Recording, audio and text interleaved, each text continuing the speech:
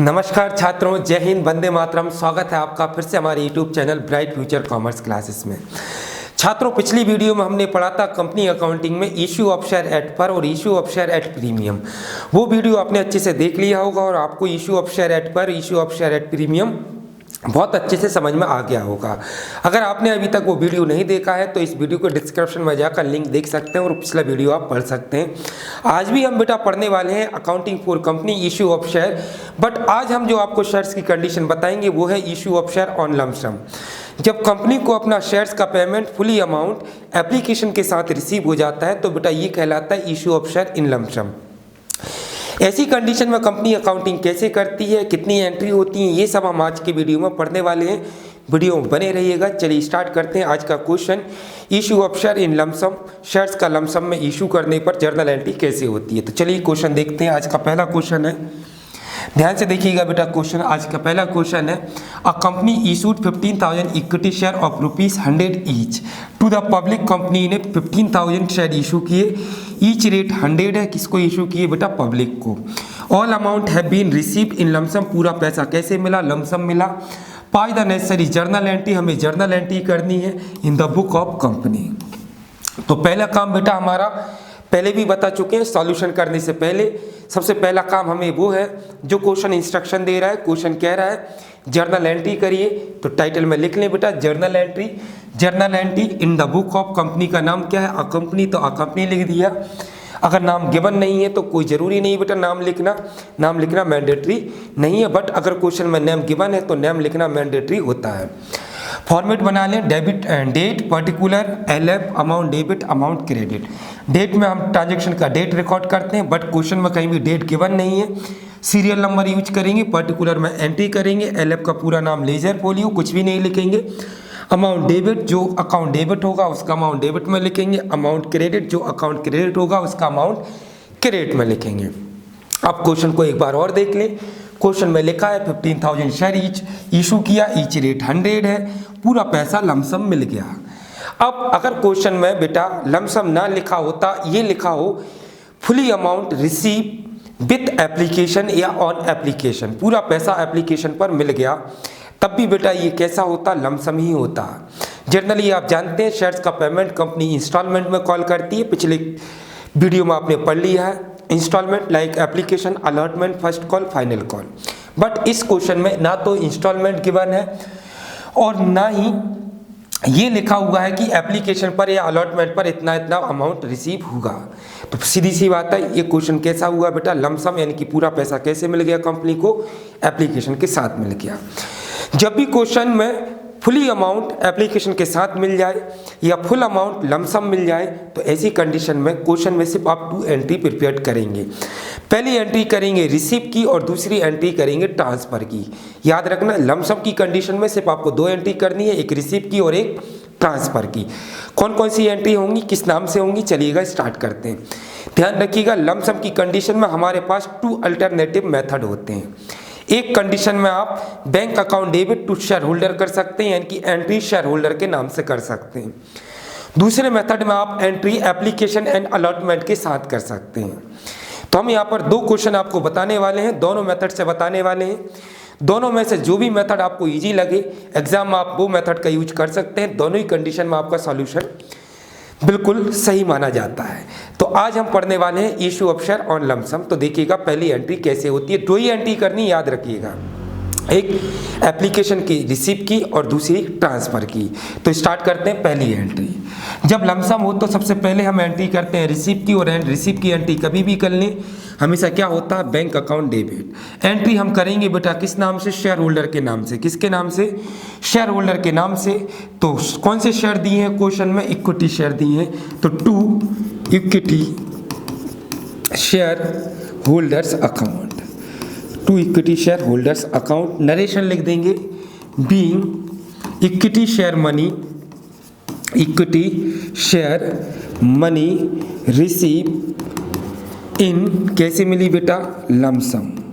ये लिख दिया लमसम। आपको नरेशन यहाँ तक नहीं लिखना, दूसरी लाइन यूज कर सकते हैं। इशू शेयर है बेटा हमारे पास कितने? 15,000। ईच रेट कितना है?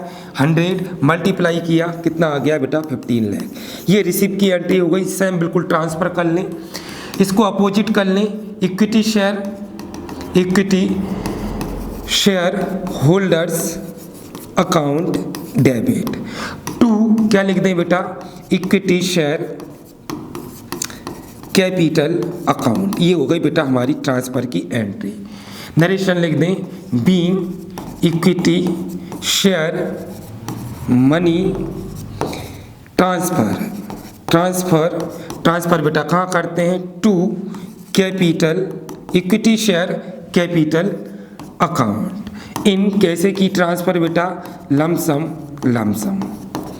ये हो गया बेटा अपना सॉल्यूशन कंप्लीट। अमाउंट कितना लिख दें बेटा, 15 लाख। कितना रुपीस, 15 लाख रुपीस। सॉल्यूशन अपना क्या हो गया बेटा, कंप्लीट हो गया। कभी भी क्वेश्चन में लमसम का क्वेश्चन आ जाए, बहुत इंपॉर्टेंट क्वेश्चन है बेटा, मेन एग्जाम में चांसेस होते हैं आने के, अच्छे से पढ़ लें। जब भी लमसम का क्वेश्चन आ जाए या ऐसा लिखा हो क्वेश्चन में कि कंपनी को इशूड शेयर का फुल अमाउंट एप्लीकेशन के साथ मिला है, तो ये क्या हो गया बेटा, लमसम हो गया। ऐसी कंडीशन में 2 एंट्री करनी है, एक रिसिप्ट की, दूसरी ट्रांसफर की। किस नाम से करनी है, ध्यान दीजिएगा, शेयर होल्डर के नाम से। अब इसका एक अल्टरनेटिव मेथड भी होता है, वो मैं आपको दूसरे क्वेश्चन में क्लियर करने वाला हूँ। हाँ, आगे और एक चीज़ याद रखना, लमसम के साथ भी बेटा प्रीमियम हो सकता है। तो अगला क्वेश्चन हम पढ़ेंगे अल्टरनेटिव मेथड से कि दूसरे मेथड से लमसम की एंट्री कैसे कर सकते हैं, और अगले क्वेश्चन में मैं आपको प्रीमियम भी बता रहा हूँ। तो क्लियर है आपको ये क्वेश्चन? अगर कोई डाउट हो कमेंट बॉक्स में कमेंट कर दें ताकि आपका डाउट क्लियर। ये बेटा हमारा सेकंड क्वेश्चन आ गया। A to Z company issued 10,000 equity share of ₹100 each at a premium of 10. Full amount including premium was received along with the application. Give necessary journal entry. ध्यान से देखिएगा question बेटा, कितने share issue किए, 10,000 share issue किए, each rate कितना 100, और premium दिया है इस क्वेश्चन में कितना रुपीस, 10 रुपीस, और यहाँ पर पूरा पैसा किसके साथ मिल गया, एप्लीकेशन के साथ। इसका मतलब बेटा ये क्वेश्चन भी क्या है, लमसम का है। हम आपको बता चुके हैं जब भी एग्जाम में क्वेश्चन लमसम का आ जाए तो आपको सिर्फ कितनी एंट्री करनी है, 2 एंट्री करनी है। एक एप्लीकेशन के रिसिप्ट की करनी है बेटा, और एक दूसरी एप्लीकेशन की ट्रांसफर की करना है। तो हम आपको बता चुके हैं लमसम में हमारे पास 2 अल्टरनेटिव मेथड होते हैं। एक जो हम आपको बता चुके हैं, यानी कि दोनों एंट्री आप शेयर होल्डर के नाम से कर सकते हैं, जैसा कि हमने आपको पहले क्वेश्चन में बताया है। अब यहाँ पर हम दूसरा अल्टरनेटिव मेथड आपको बता रहे हैं, जिससे आप चाहें तो पहले मेथड से भी सॉल्यूशन कर सकते हैं और दूसरे मेथड से भी सॉल्यूशन कर सकते हैं। ध्यान दीजिएगा, एप्लीकेशन के साथ पूरा पैसा मिल गया, यानी लमसम हो गया। हम सब कितनी एंट्री करेंगे, 2 एंट्री, रिसीव और ट्रांसफर। तो चलिए पहले क्वेश्चन में बेसिक चीजें देख लें। इशू शेयर है 10,000, ईच रेट है 100, प्रीमियम है 10 रुपीस, पूरा पैसा एप्लीकेशन के साथ मिल रहा है, 2 एंट्री होंगी। रेट कितना है बेटा 100, प्रीमियम कितना है 10 रुपीस, तो टोटल रेट हो गया बेटा 110। अब प्रीमियम कंपनी के लिए बेटा कैपिटल प्रॉफिट है, और हमने आपको बताया है कि प्रीमियम को किसके साथ चार्ज करते हैं, अलॉटमेंट के साथ चार्ज करते हैं। कौन सी साइड रिकॉर्ड करते हैं, अलॉटमेंट की ड्यू की एंट्री के साथ क्रेडिट साइड रिकॉर्ड करते हैं। अब आप कहेंगे सर क्वेश्चन में प्रीमियम दिया है लेकिन अलॉटमेंट तो दिया नहीं है। यस बेटा, जब एप्लीकेशन के साथ पूरा पैसा मिल जाए तो इसका मतलब ये है कि अलॉटमेंट का पैसा भी एप्लीकेशन के साथ मिल गया। इसलिए अब अगर लमसम में प्रीमियम दिया है तो प्रीमियम की एंट्री हम करेंगे ट्रांसफर के साथ क्रेडिट। कौन सी साइड बेटा, ट्रांसफर की एंट्री के साथ क्रेडिट साइड रिकॉर्ड करेंगे। किसको, प्रीमियम को। प्रीमियम क्या है, कैपिटल प्रॉफिट है। चलिए सॉल्यूशन करते हैं। तो पहली एंट्री आती है हमारी बेटा रिसिप्ट की, क्या लिख दें, बैंक अकाउंट डेबिट। क्या लिख दें, बैंक अकाउंट डेबिट। और 2 में आप लिख सकते हैं शेयर होल्डर्स अकाउंट, बट हम यहाँ पर शेयर होल्डर नहीं लिख रहे हैं, हम आपको दूसरा अल्टरनेटिव मेथड बता रहे हैं। तो यहाँ पर आप लिखेंगे 2, कौन सा शेयर है, इक्विटी शेयर है, तो 2 equity share application and allotment. ये बेटा एप्लीकेशन हमने शॉर्ट में लिखा है, एंड अलॉटमेंट अकाउंट।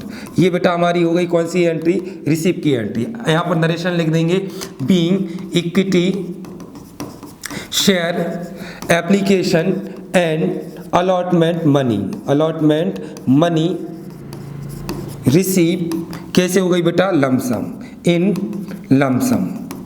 ये हमारी पहली एंट्री हो गई बेटा रिसीप्ट की। इशूड शेयर कितना है बेटा, 10,000 है, कितने का मल्टीप्लाई कर दें, रेट 100 दिया है लेकिन 10 प्रीमियम, तो टोटल रेट हो गया 110। यस, प्रीमियम बेटा कैपिटल प्रॉफिट है, रेट में प्लस हो जाता है, तो ये हो गया बेटा टोटल हमारा रिसीव अमाउंट 11 लाख रुपीस। कितना रुपीस बेटा, 11 लाख रुपीस।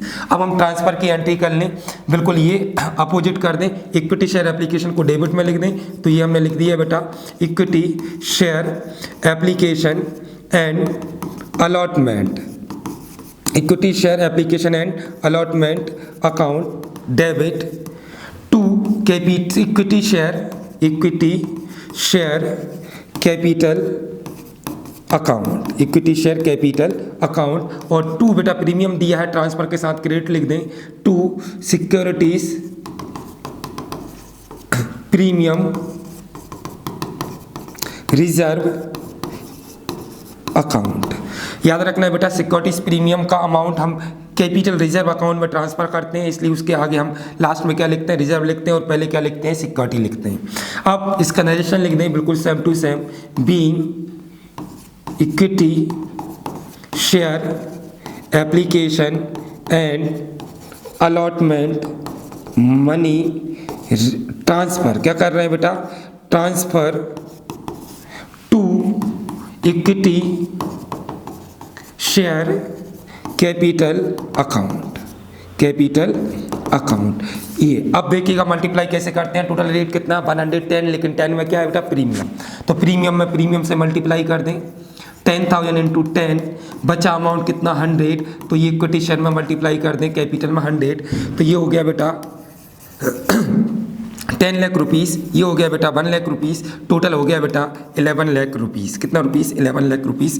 टेबल बंद कर दें, सॉरी क्लोज कर दें। अब ये हमारा सॉल्यूशन कंप्लीट हो गया। अब आपको अच्छे समझ में आ गया होगा, जब भी क्वेश्चन लमसम का दिया हो तो आप सिर्फ कितनी एंट्री करेंगे, 2 एंट्री करेंगे, एक रिसिप्ट की और दूसरी ट्रांसफर की। आपके पास दो अल्टरनेटिव मेथड होंगे। एक मेथड में आप शेयर होल्डर लिख सकते हैं, दूसरे मेथड में एप्लीकेशन अलॉटमेंट लिख सकते हैं। एग्जाम में दोनों मेथड से आप कोई सा भी मेथड यूज करके सॉल्यूशन कर सकते हैं। दोनों ही मेथड में बिल्कुल सॉल्यूशन सही माना जाएगा।